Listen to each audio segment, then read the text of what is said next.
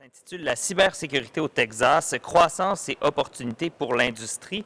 Le présentateur Glenn Hammer de l'Association d'affaires du Texas, le TAB, alors porte-flambeau de la communauté des affaires, Glenn Hammer a fait ses preuves dans le domaine de la politique publique. Il a rejoint le TAB après avoir été pendant 14 ans PDG de la Chambre de commerce de l'Arizona, où il a remporté d'importantes victoires dans les domaines de la fiscalité, de l'éducation, du droit et des soins de santé. Au TAB, Glenn s'est donné pour mission de rencontrer plus de chambres que quiconque sur la planète. Il met en relation les entreprises petites et grandes avec les législateurs des deux côtés de l'allée pour protéger le climat favorable aux entreprises du Texas. On accueille maintenant M. Glenn Hammer.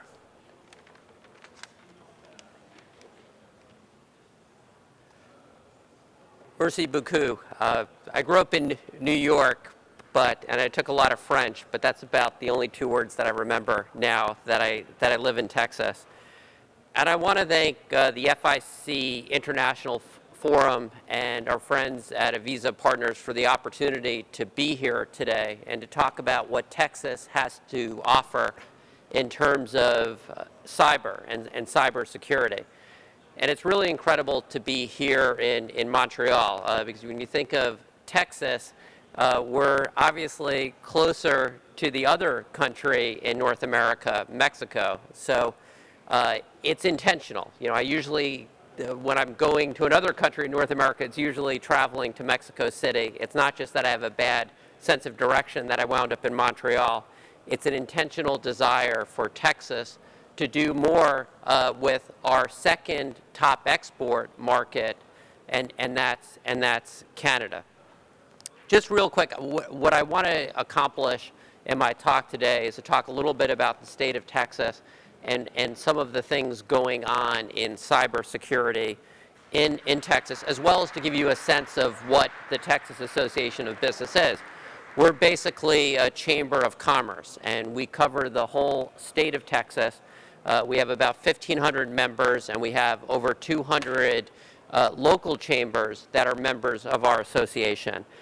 And, you know, our purpose at the Chamber is to promote a pro-business climate. It's to champion the best business climate in the world, unleashing the power of free enterprise to enhance lives for generations.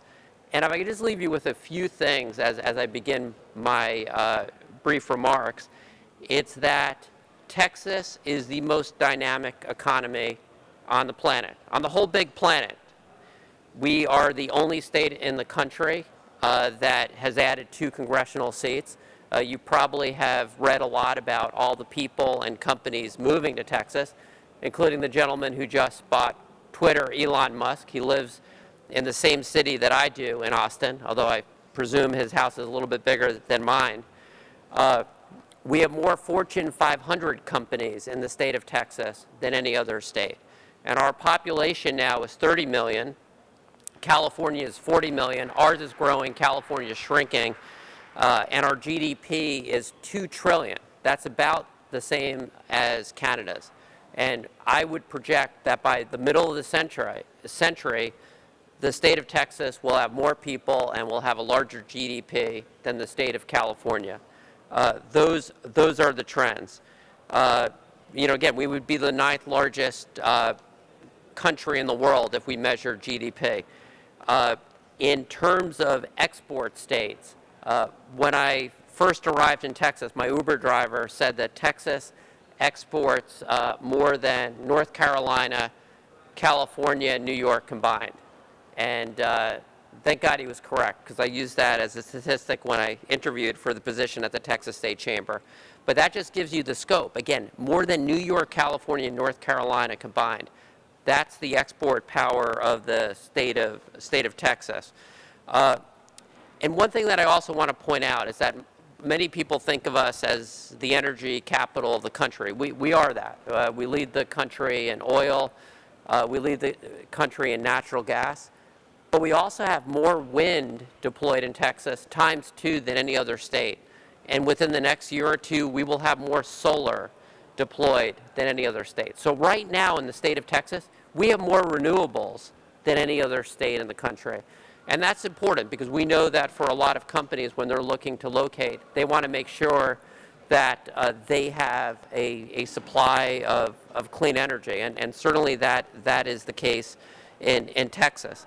And just to get a sense for Texas being America's job creator, in 2021 alone, we added almost 700,000 jobs.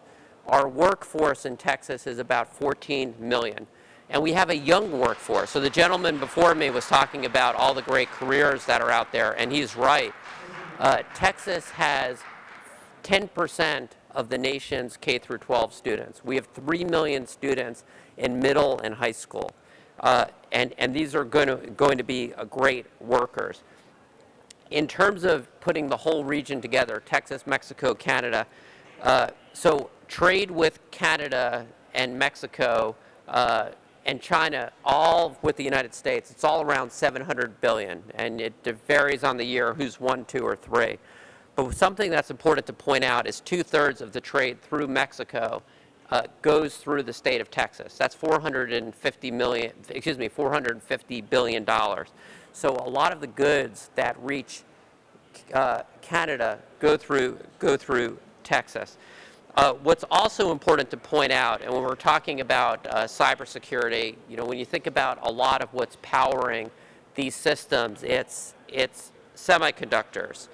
And Texas, no surprise here, we're the #1 exporter of tech products. We're the #1 exporter in the United States of semiconductors. And we have about 40,000 direct jobs tied to semiconductors, and in part because of the CHIPS Act, which was a very important semiconductor bill recently passed with a very strong bipartisan vote.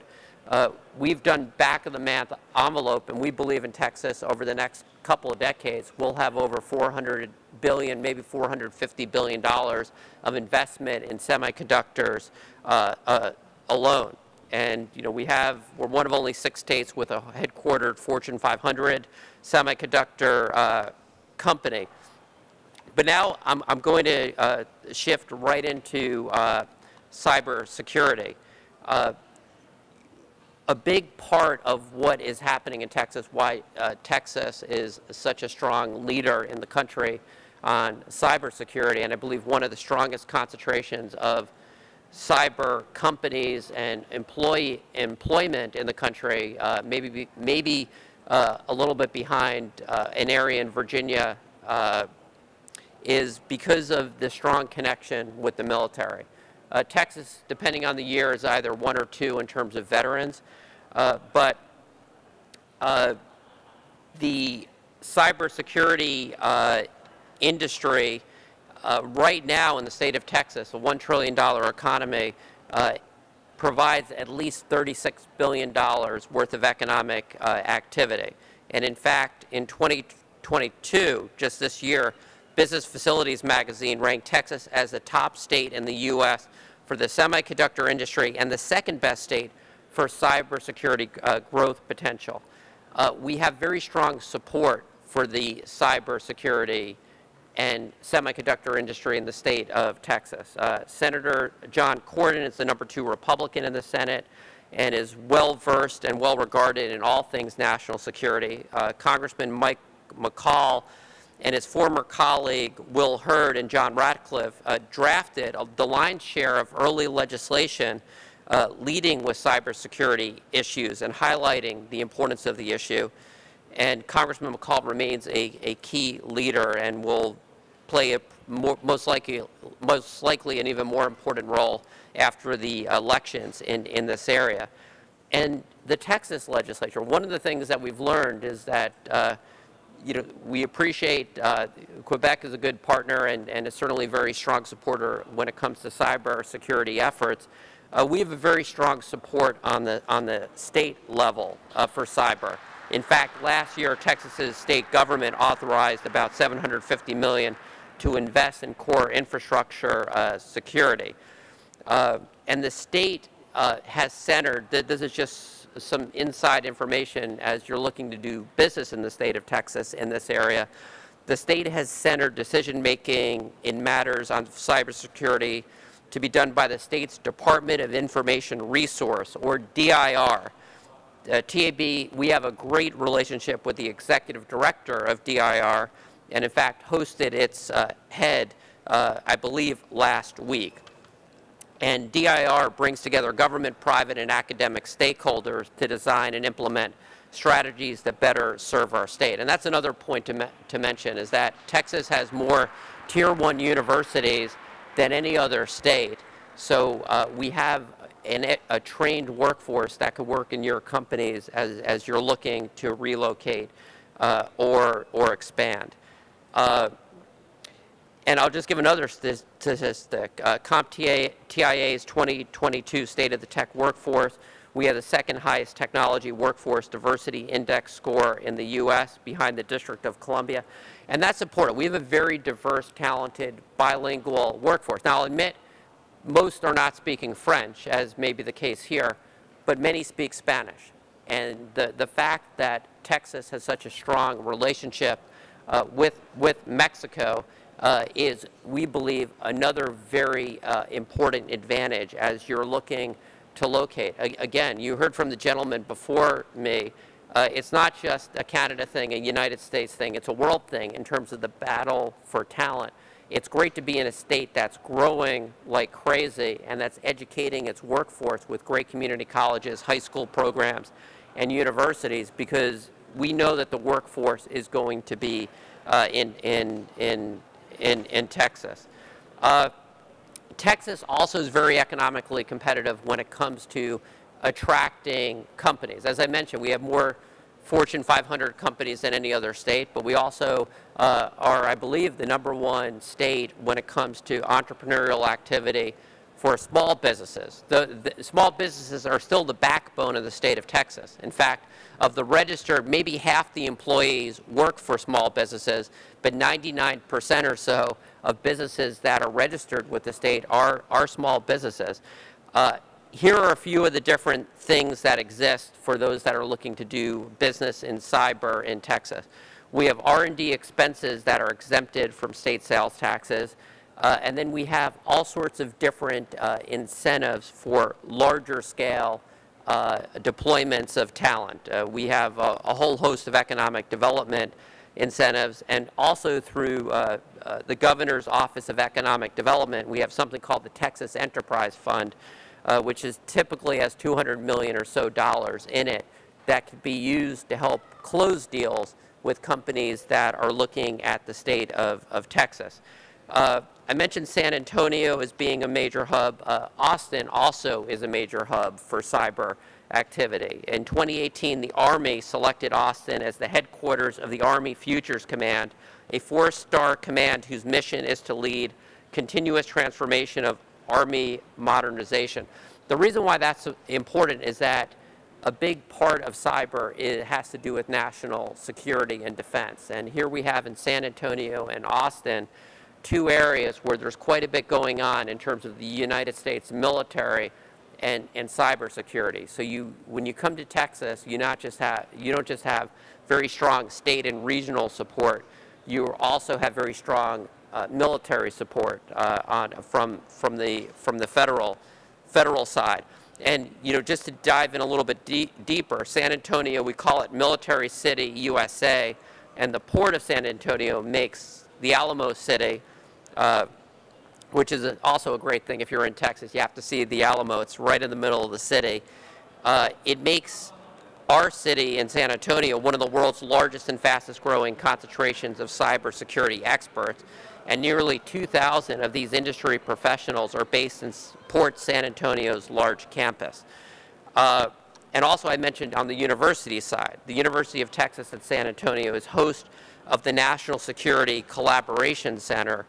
And then there's, we heard a little bit earlier about some of the accelerators. Geekdom is a leading cyber incubator and accelerator started by Rackspace founder Graham Weston.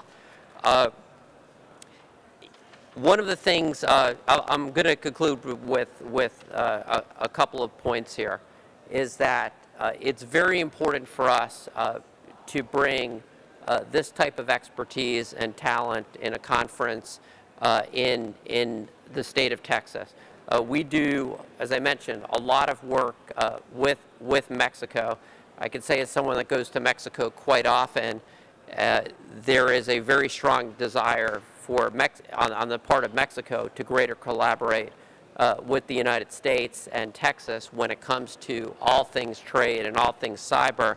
And when you think about the challenge of our day with the great power competition between China and the United States, and when I say United States, it's North America, the more Canada, the United States, and Mexico are integrated together when it comes to manufacturing, when it comes to the service sector, when it comes to cyber, the stronger all of our regions will be. I'll just give for anyone in the audience, I appreciate you being here late in the day. I know there's a lot of excellent talks and activities here. But for anyone who would like to contact me, again, my name is Glenn Hammer. My cell phone, and I'm on WhatsApp, is 737-336-6590. That's 737-336-6590. And for those who want to ask questions or provide comments, or even if you want to just shoot me an insult, I'm originally from New York, I could take it, please feel free to do so. But thank you for the chance to be here today, and I appreciate all of the important work that all of you are doing to keep the good people on planet Earth safe and secure in Cyberville. Thank you.